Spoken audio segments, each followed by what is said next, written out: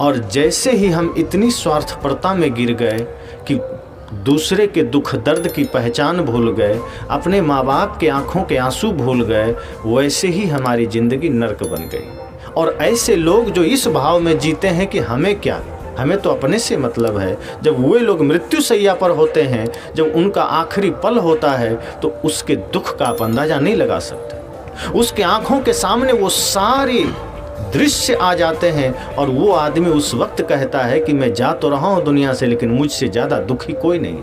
वो निश्चिंत होकर नहीं जाता। लेकिन जिसने कभी भी किसी भी काल में अपने लिए भी, समाज के लिए भी, माँ बाप को भी सम्मान देकर, गुरु की भी पूजा करके, राष्ट्र के लिए भी कुछ करके गया है, वो निश्चिंत होकर जाता है, वो हंसते हंसते जाता है, वो मुस्कुराते हुए जाता है।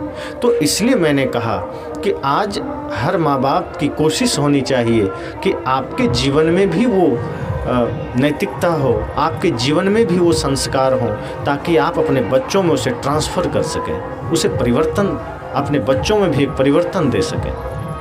क्योंकि बच्चे आज आप जो देंगे वही उसका भविष्य बनेगा, वो भविष्य में उसी पथ पर चलेगा। हम सोचते हैं तो बच्चे हैं, इसको अभी क्या शिक्षा देना, देंगे बाद में। आप स्कूली शिक्षा भले ही 4-5 साल के बाद दीजिए, लेकिन जो संस्कारों की शिक्षा है, जो मर्यादाओं की शिक्षा है, शिष्टाचार की शिक्षा है, वो जन्म लेते ही शुरू कर देना चाहिए। जिस दिन आपने ऐसा किया, निश्चित मानिए आपके बच्चे फिर श्रवण कुमार की भांति ही रहेंगे, राम लक्ष्मण की भांति ही रहेंगे, भगत सिंह चंद्रशेखर आज़ाद की भांति ही रहेंगे। फिर आपको यह रोना नहीं पड़ेगा, आपको यह पीड़ा नहीं होगी, आपको यह दुख नहीं होगा कि हमारे बच्चे तो बिगड़ गए, क्या करें हमारे बच्चे तो आज्ञा नहीं मानते, क्या करें हमारे बच्चे तो कहे में नहीं, ऐसा नहीं होगा। इसलिए मैंने कहा कि आज समाज का परिवेश बड़ा ही बदल गया है। काफ़ी दिनों से मैं देख रहा हूँ, कोई भी पूजा का विधान हो, किसी भी स्तर पर, किसी भी अवसर पर, देशभक्ति से लेकर के मातृ पितृ गुरु भक्ति सब खत्म हो गए। 26 जनवरी के दिन ले दे करके आदमी किसी तरह आज़ादी के गीत बजा देता है, ले दे करके, मन तो नहीं होता होगा, लेकिन चूंकि गणतंत्र दिवस है बजा देता है। शाम होते ही फिर वही अश्लील गीत बजाना शुरू। एक दिन के लिए भी धैर्य आदमी को नहीं होता। सरस्वती पूजा इतना पवित्र त्यौहार है, इतना निर्मल त्यौहार है, विद्या की देवी हम मानते हैं, और ऐसे भड़काऊ गीत, ऐसे अश्लील गीत बजा बजा करके हम समाज को गंदा करते चले जा रहे हैं। इसलिए आदमी का मन तो अनादिकाल से उस गंदगी में है ही, ऊपर से और गंदा करने के लिए हम सारे साधन जुटा लेते हैं। आदमी का मन ऑलरेडी पहले से ही विषयों का पूर्वाभ्यासी है और उससे ही वो परिचित है, क्योंकि जन्म जन्म में उसको यही चीज़ मिला है, यही चीज़ें मिली है। आज जब उसे कुछ करने का अवसर आया है, गुरु संतों का सानिध्य मिला है और मनुष्य शरीर में जन्म लिया है, तो कुछ अच्छा करने के बजाय फिर वही कर बैठता है। तो पहले से ही बौराए मन को और बौराने वाला संगीत हम दे देते हैं। संगीत भी ऐसी है, कुछ अच्छी संगीत सुने, कुछ अच्छे गीत सुने, जिससे जीवन में कुछ प्रेरणा मिल सके। राष्ट्रभक्ति गीत सुने, या जो भी ऐसे गीत जो आपको प्रेरणा दे सके, आपके जीवन को सही दिशा दे सके, ऐसे गीत सुनिए। ऐसे गीतों की भरमार है।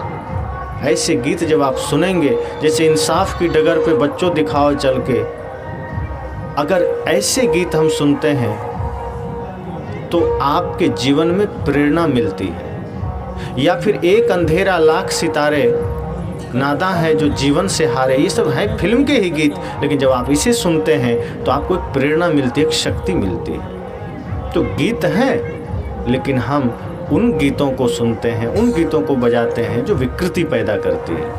और विकृति जब भी पैदा होगी, आपकी संस्कृति बिगड़ेगी ही बिगड़ेगी।